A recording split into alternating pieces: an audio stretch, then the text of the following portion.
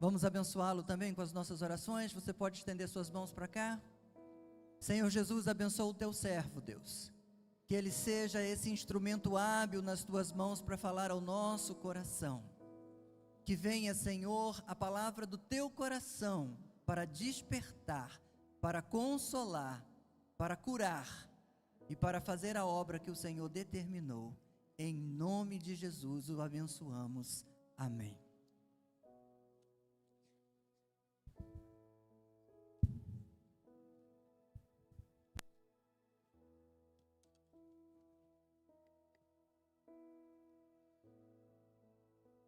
Meus irmãos, eu não sei se a Ana já contou um pouquinho da história dela para vocês.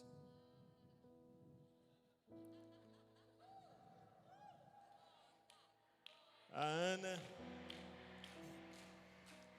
tenho certeza que vocês conhecem a Ana. Ana é uma guerreira, uma pessoa que insiste. Quando a Ana chegou no seminário, a Ana tinha pouco tempo de nascida de novo. E naquela ocasião nós recebíamos no seminário apenas pessoas que já tinham alguns anos de caminhada com Jesus, mas a Ana chegou com tanto fogo de Deus no coração, com tanto amor e com tanta entrega que a recebemos lá no CTMDT. Ela fez o curso, dali ela foi para o 3º ano, para Moçambique. E lá em Moçambique, uma moça da equipe passou muito mal e precisou voltar para o Brasil. Só que ela não podia voltar sozinha. Ela precisava de alguém para acompanhá-la, porque a situação dela era muito grave. E dentre todas as pessoas da equipe, quem se dispôs a entrar no avião e abrir mão do prático de Moçambique para voltar para o Brasil foi a Ana. Ela voltou para o Brasil acompanhando essa colega e terminou o prático no interior de Minas. Tínhamos um projeto chamado 10 por 10, que inclusive continua até hoje, liderado pelo pai da Angélica, que você viu aqui. Depois de concluir o prático, a Ana e a Angélica foram enviadas para a Inglaterra, onde ela foi fazer inglês, morou na casa de um indiano. Algumas vezes eu conversava com elas pelo telefone, pelo Skype. E da Inglaterra, não sei se você sabia, a Ana não fala só inglês, a Ana fala albanês. Vocês sabiam que a Ana teve na Albânia? Teve lá na Albânia uma temporada e aprendeu albanês e com uma facilidade. Estive lá visitando a Ana e a Angélica na Albânia, conversei com elas e no coração da Ana tinha um desejo de ir para o Líbano. Então, como entrar no Líbano? Um país fechado. Encontramos uma maneira, ela vai estudar e vai fazer árabe. E a Ana foi para Beirute. E enquanto ela estudava, ela cuidava da professora, do cabelo, da unha, das colegas. E enquanto ajudava as mulheres, ela falava e mostrava Jesus. Ela insistiu. E ela tem insistido em Deus até hoje. E por que existe essa insistência, esse desejo de ir adiante, esse desejo de ajudar o outro, esse desejo de abraçar aquele que é inabraçável, de amar aquele que parece que não é tão amável, de insistir naquele que muitos dizem, puxa vida, você vai deixar o campo e vai voltar e vai perder o prático, e você vai insistir ainda. Por que que isso existe na vida dela? Porque esse é o caráter de Deus.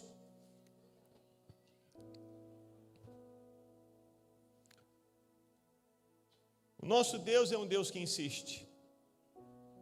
E mesmo diante das possíveis situações de risco, me lembro uma certa vez que a família da Ana chegou até a igreja para dizer como ela vai para o Líbano. E a Ana então foi nos procurar e disse, eu já falei para minha família, se me sequestrarem lá no Líbano, não é para pagar o resgate. E eu orientei-os a nem virem aqui na igreja, porque eu estou indo por causa do chamado, eu preciso ir. E por que existe essa disposição? Porque esse é o caráter de Deus. Deus é o Deus que insiste. Deus é o Deus que não desiste. Deus é o Deus que anda conosco uma vez, 2 vezes, 3 vezes. Não quer dizer que a Ana é perfeita. E você conhece melhor do que eu, convivendo com ela há 6 anos. Ela tem as limitações dela, as fragilidades dela, como todos nós temos, mas ainda assim ela continua insistindo, porque o caráter de Deus é insistir. E talvez não exista nenhuma história na Bíblia que reflita mais claramente esse caráter do Deus que insiste do que a história de Jacó. O nome Jacó por si mesmo é um nome que trata e mostra o caráter desse homem. Jacó significa enganador, usurpador, mas Deus insistiu em Jacó. Você conhece a história de como Jacó enganou o irmão Esaú e roubou o direito de primogenitura e precisou fugir de casa para não ser morto. E enquanto fugia de casa, Jacó parou num lugar chamado Luz. A esse lugar ele deu o nome de Betel, porque ali ele teve uma visão de Deus, uma escada que descia do céu, anjos subiam e desciam, e o Senhor Deus veio até Jacó. Apesar de Jacó ser esse enganador, usurpador, apesar de Jacó ter feito o que fez com o irmão, enganou o pai. Ele enganou o próprio pai, fingindo ser o irmão que ele não era, enganou o pai. E ainda assim Deus vai atrás de Jacó em Betel e faz uma promessa para Jacó.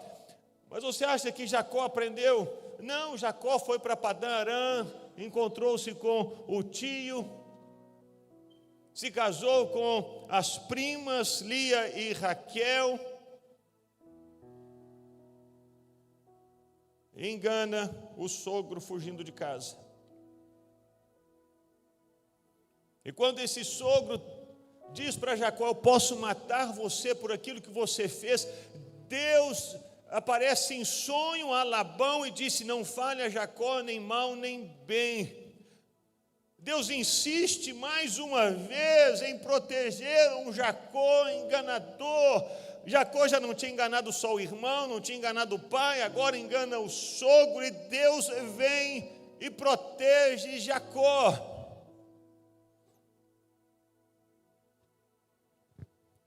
E Jacó segue viagem.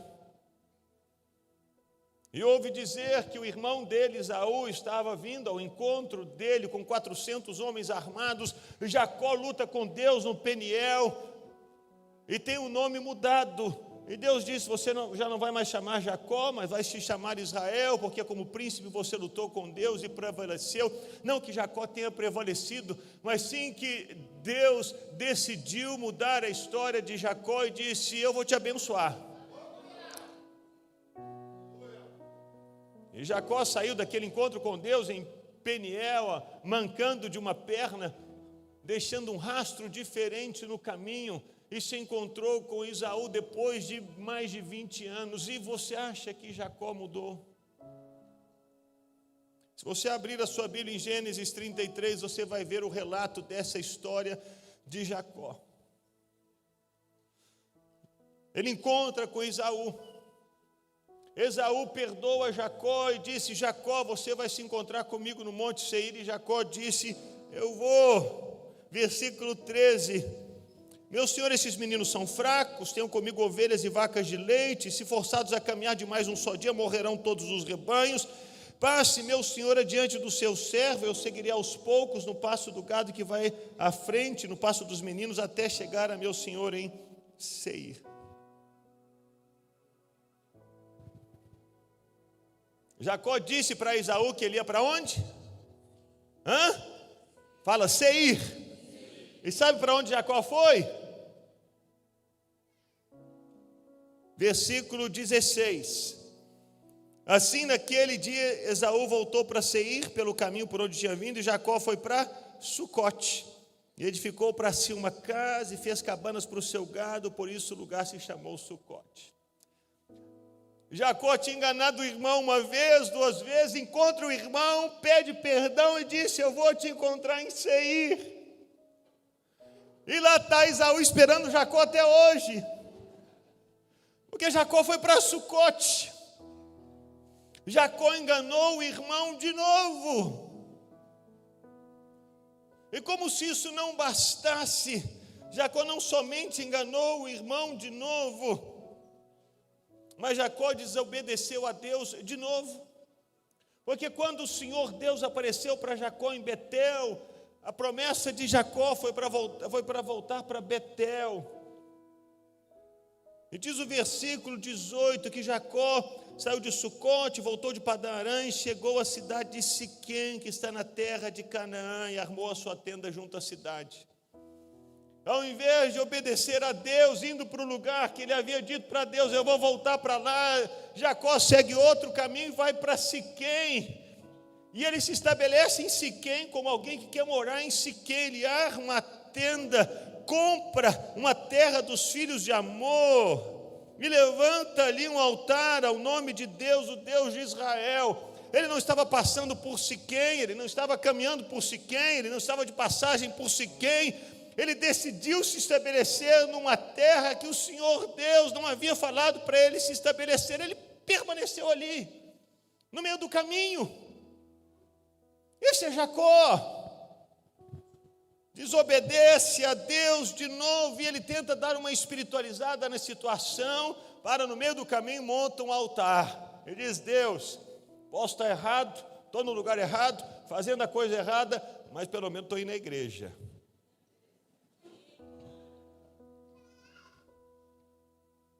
Estou levantando as mãos, estou adorando, tem um altar. Oh, glória! Participo do ministério, vou ficar aqui, me abençoa. O problema, meus irmãos, é que quando nós paramos no meio do caminho, ao invés de seguir viagem, indo até o lugar onde Deus nos manda ir, nós sofremos as consequências dessa desobediência. E talvez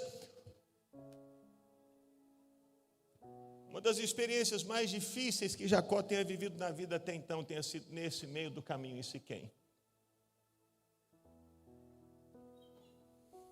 Esse relato está em Gênesis 34. E quem sofre, porque Jacó para no meio do caminho e tenta dar uma espiritualizada na situação, quem sofre é a família de Jacó, ou mais, pior, a filha dele, que se chamava Diná. E o capítulo 34 de Gênesis é o relato da história e do sofrimento de Diná. Jacó enganou Esaú de novo, desobedeceu a Deus de novo e foi omisso com a família de novo.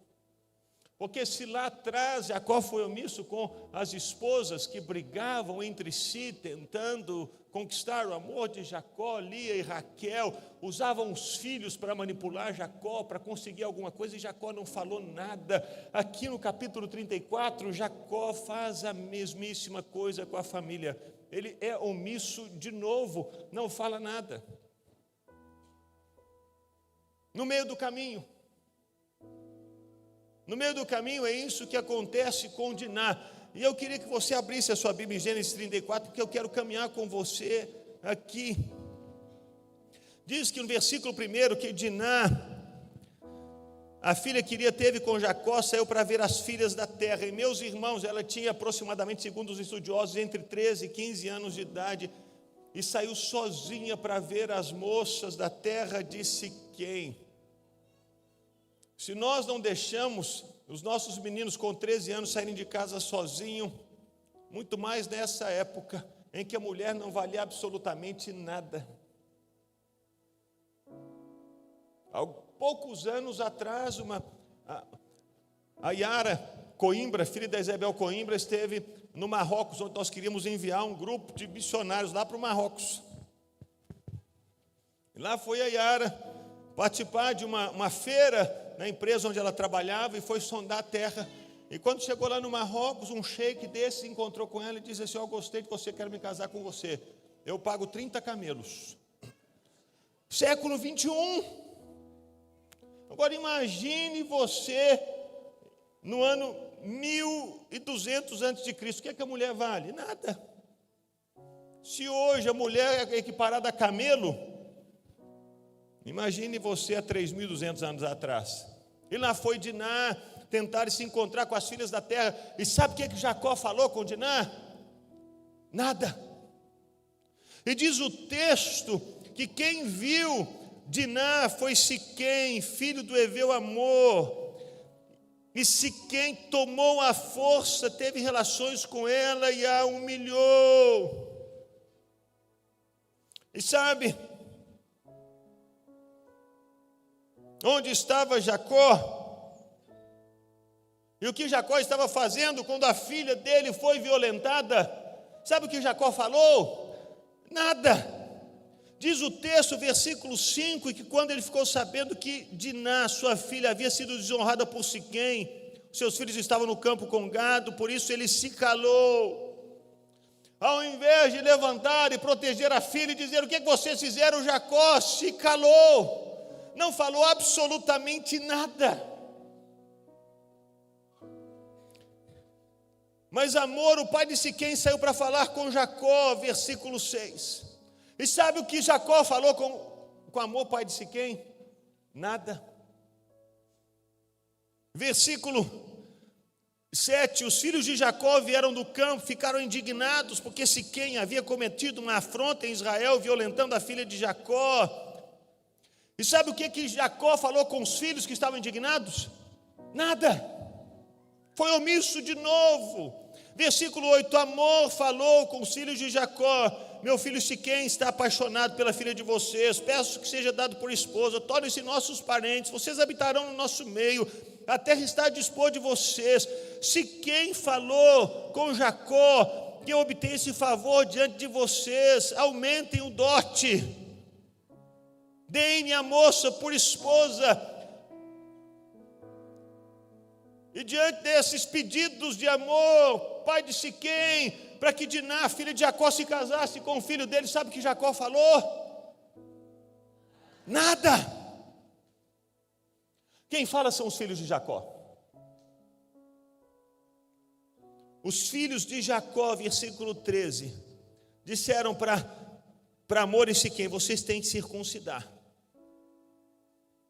senão nós não vamos fazer aliança nenhuma com vocês. E Jacó ouviu tudo, ouviu todo o trato, toda a história. E sabe o que Jacó respondeu? Nada. Os homens da terra foram circuncidados, e quando estava na maior dor da circuncisão, no terceiro dia, diz o texto, versículo 25, Simeão e Levi, irmãos de Diná, pegaram cada um a sua espada, entraram na cidade e mataram todos os homens, passaram o fio da espada, Amor e seu filho Siquém. Os filhos de Jacó entraram na cidade e fizeram uma carnificina, mataram todo mundo. E sabe onde estava Jacó e o que Jacó falou? Nada. E diz o texto que eles tiraram Diná da casa de Siquém e saíram. Esse tempo todo Diná estava presa, prisioneira na casa de Siquém de Amor.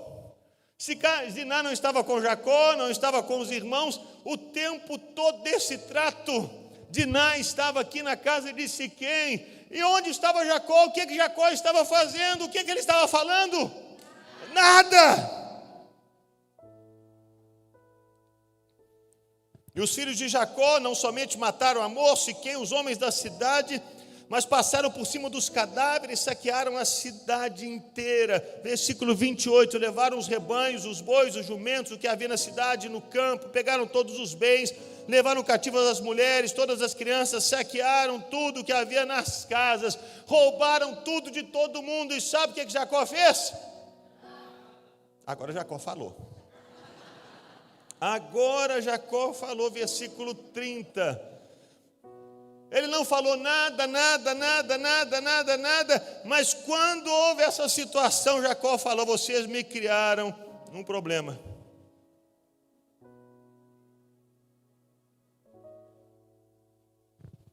Jacó não estava preocupado com Siquém, Jacó não estava preocupado com amor, Jacó não estava preocupado com Diná, Jacó não estava preocupado com nenhum outro, senão com ele. Agora vocês me causaram um problema. Jacó permanece o mesmo. Jacó continua pensando só nele mesmo, só na vida dele, só na história dele, só nos bens dele, só no umbigo dele. Esse era Jacó. Agora a situação está complicada para mim. Olha o problema que vocês estão me causando. Ele não pensa em mais ninguém, na filha que foi violentada, naquilo que os filhos fizeram, nos que foram mortos, nos que foram enganados. Ele está centrado nele mesmo, considerando somente ele mesmo. O que você faria com um sujeito desse? Me diz. Sujeito que engana o irmão uma vez, engana novamente.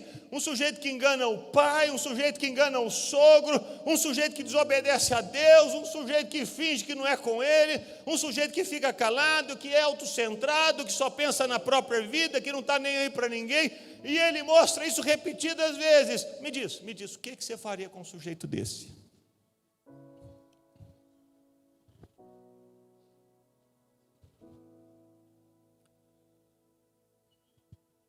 Dá vontade de desistir, não é? Se Jacó não tivesse parado no meio do caminho, se ele tivesse ido para Betel, se ele tivesse obedecido a Deus, se ele já tivesse resolvido esses problemas lá atrás, nada disso teria acontecido.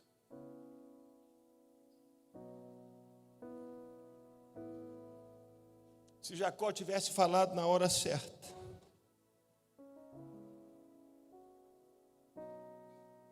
nada disso teria acontecido. Mas Jacó insiste em errar, insiste em enganar, insiste em desobedecer, insiste em fazer o que é errado.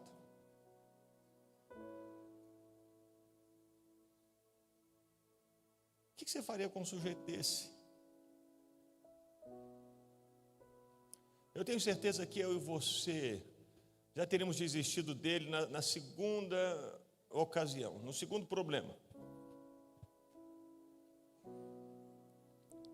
Mas graças aos bom Deus, não éramos nós que estávamos lidando com Jacó, mas era Deus.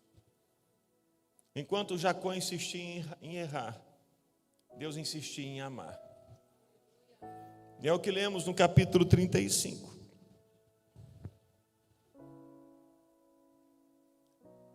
Enquanto Jacó estava com a vida toda bagunçada, toda perdida, toda enrolada, toda confusa, pensando só nele mesmo, você me criou um problema e agora o que vai ser de mim? Deus se revela e Deus se aproxima novamente de Jacó. O texto diz: Deus vem a Jacó, Deus chama Jacó de novo. Deus disse a Jacó. Enquanto Jacó insiste em errar, Deus insiste em amar, Deus insiste em ir atrás, em restaurar, Deus insiste em falar. Ele chama Jacó e traz uma orientação para Jacó. Jacó, vai para o lugar onde você não devia, o lugar para onde você já devia ter voltado há muito tempo. Levante-se e vá para Betel, habite ali, faça um altar ao Deus que lhe apareceu quando você fugia do seu irmão Esaú. Deus não somente insiste em amar, mas Ele insiste em falar de novo. Esse é o caráter de Deus. O Deus que a Bíblia nos revela não é como Deus criado pela nossa imaginação, porque o Deus criado pela nossa imaginação é um Deus que desiste, é um Deus olho por olho, dente por dente, é um Deus que o que você fez comigo eu faço com você. Esse Deus é o criado pela nossa imaginação, não o Deus da Escritura, o Pai do nosso Senhor Jesus, não é. Porque o Deus da Bíblia, o Deus que se revela, é o Deus que insiste em amar, insiste em orientar, insiste em chamar Jacó de volta, insiste em perdoar, insiste em apontar a direção mais uma vez. E agora, meus irmãos, nessa altura da vida, Jacó, versículo 2, se volta para a família e diz para a família: joguem fora os deuses estranhos que há no meio de vocês.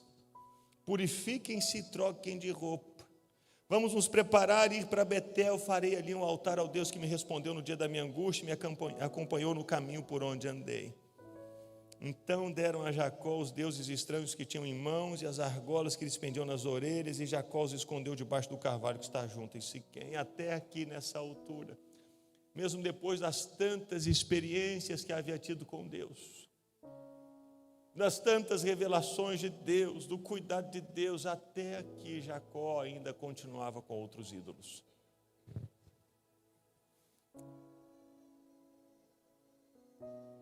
Não é por acaso que a vida de Jacó tenha sido tão bagunçada até aqui. Ele estava com Deus, mas não estava com Deus. Ele levantava o altar para Deus, mas tinha um ídolozinho na tenda.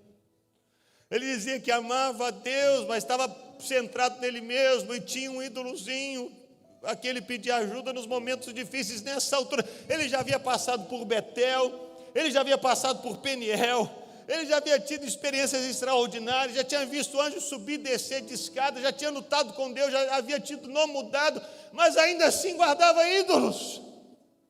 Não é por acaso que o discernimento dele era tão confuso e ele parou no meio do caminho e viveu todas essas situações com a família. Um homem sem direção, um homem perdido, um homem confuso, um homem cego, um homem que não conseguia perceber Deus, um homem que seguia o próprio caminho e que colocava em risco a vida dele, a vida da família. Mas apesar desse Jacó, Deus insistiu e foi atrás e falou uma vez e duas vezes e três vezes e sacudiu Jacó de novo. E agora, nessa altura da vida, que Jacó se volta para a família e diz: me entreguem os deuses estranhos. Eu não sei como você se encontra. Talvez você seja um Jacó. Talvez a sua vida esteja bagunçada. Talvez você esteja perdido. Talvez você esteja dando cabeçada na parede todos os dias. A angústia brota dentro do seu coração. As suas decisões têm sido erradas e você tem trazido sofrimento para você e para a sua casa, porque você não tem conseguido ouvir Deus.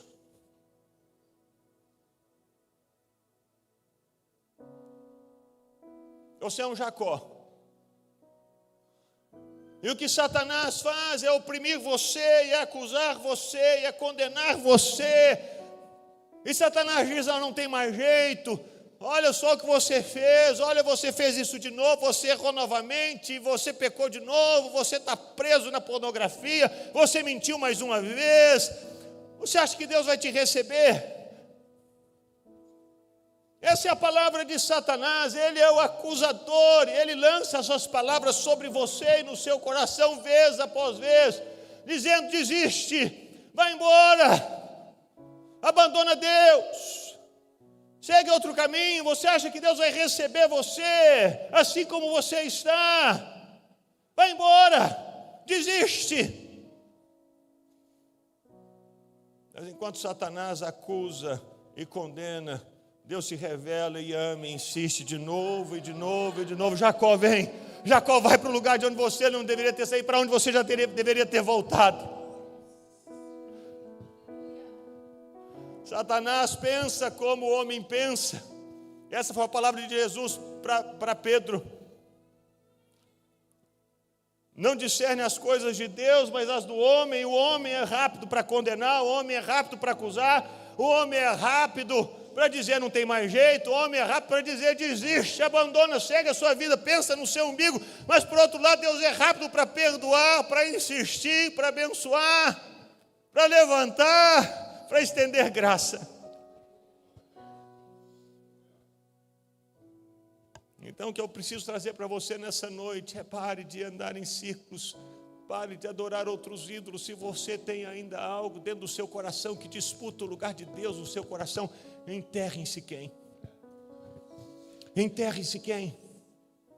Não quer dizer que Deus não esteja com você, não quer dizer que Deus não esteja falando com você, mas quer dizer que Deus quer te trazer uma direção e quer te dar leveza na jornada, quer que você fique livre dessas tralhas, quer que você tenha discernimento e volte para o lugar para onde Ele te mandou ir lá atrás.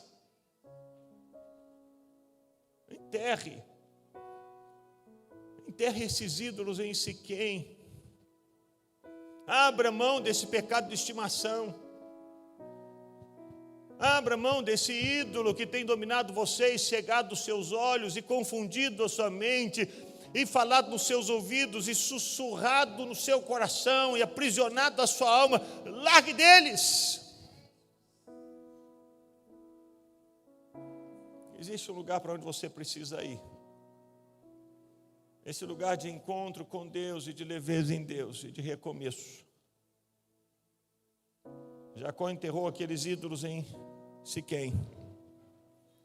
E a Bíblia diz, e depois que ele fez isso, quando Jacó escondeu aqueles ídolos debaixo do carvalho que está junto em Siquém, versículo 5 de Gênesis 35, o terror do Senhor invadiu as cidades vizinhas.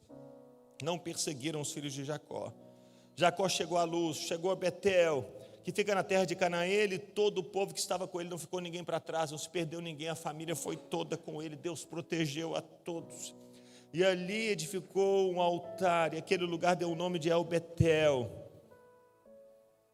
E diz versículo 9, que depois que ele retornou a Padan, Deus lhe apareceu outra vez e o abençoou e disse: você se chama Jacó, mas lembre-se lá de Peniel, o seu nome não será mais Jacó, o seu nome será Israel.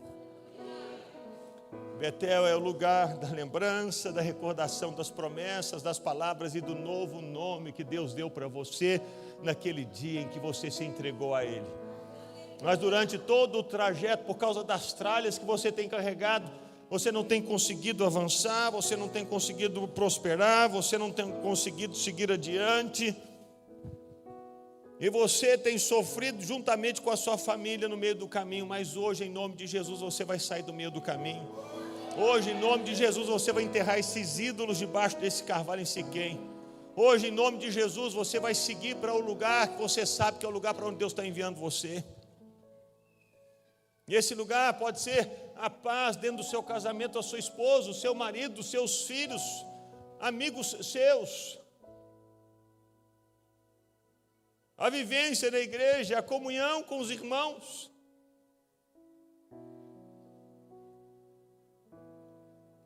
E a lembrança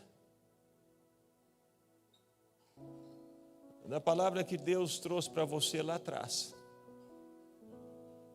Você vai ter a relembrança dessa palavra quando você voltar para Betel, depois de enterrar esses ídolos em Siquém. O que mais me maravilha na história de Jacó é perceber que quem venceu nessa história não foram os erros insistentes de Jacó, mas foi o amor insistente de Deus. Enquanto Jacó insistia em errar, Deus insistia em amar, insistia em conduzir Jacó para o caminho dele, o caminho da luz, o caminho da salvação. Deus insiste. E é o que Ele está fazendo aqui nessa noite, insistindo nas nossas vidas, insistindo na sua vida. E não somente Deus insiste em nós, mas Deus nos chama para expressar esse caráter dele, de insistir em pessoas, por causa dele. Talvez você se lembre de alguém que esteja perdido, e que está debaixo de uma opressão de Satanás, cheio de culpa, debaixo de condenação. E muitas pessoas já viraram as costas para esse sujeito, e você também. Mas que nessa noite você venha agir como Deus tem agido com você. E ao se lembrar dessa pessoa, que você vá atrás dela, ligue para ela, mande uma mensagem, e insista como Deus tem insistido na sua vida. Essa pessoa precisa voltar. E tudo que ela necessita agora é de uma palavra de graça e de perdão. De acusação ela já tem demais. De condenação ela já tem demais. Ela precisa que alguém estenda a mão e diga: tudo bem, que tal se você se levantar, sair daí e retornar para Betel, o lugar da promessa, da palavra, daquele encontro com Deus. Você se desviou, você se perdeu, mas não está perdido. Deus não se esqueceu, Deus não te abandonou, Ele não te desamparou. E Ele me trouxe aqui para dizer para você: Ele insiste, Ele está te chamando de volta. Deus é o Deus que insiste. insiste em nós e nos chama para insistirmos, no nome de Jesus, na vida de outras pessoas. E assim foi a peregrinação da Ana, insistindo,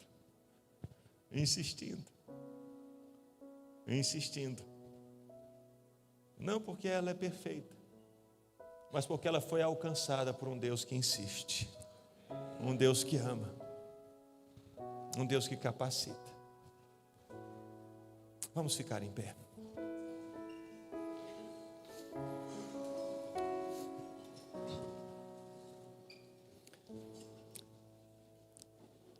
Por favor, queria convidar você a fechar os seus olhos.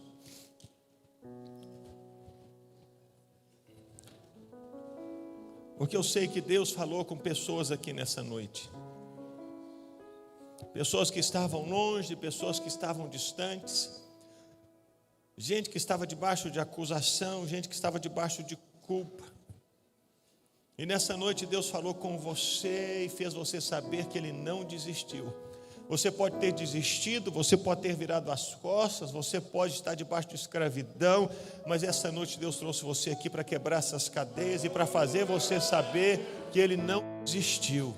Ele continua insistindo, Ele continua chamando, Ele continua se revelando, Ele continua criando situações para você saber que Ele ama você. Ele trouxe você aqui essa noite para te dar um novo começo e te chamar de volta àquele lugar de encontro com Ele. Então feche os seus olhos e ouça o Senhor Deus te chamar.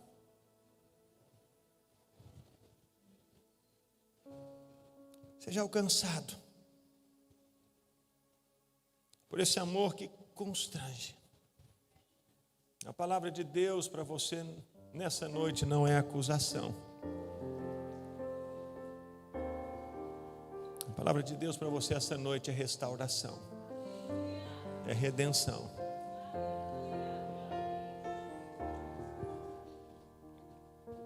Sim, Senhor.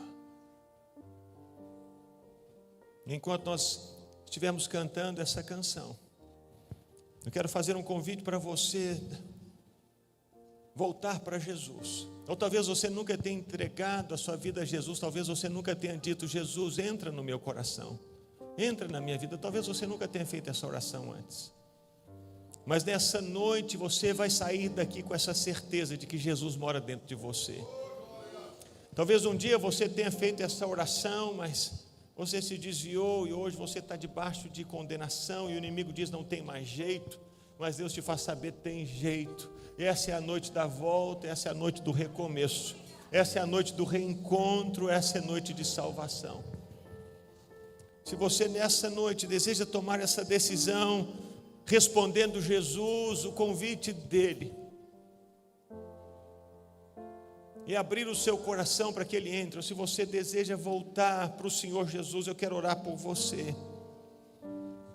Eu vou contar até 3, e no 3 você vai levantar sua mão dizendo: sou eu quero entregar minha vida a Jesus, eu quero voltar para Jesus.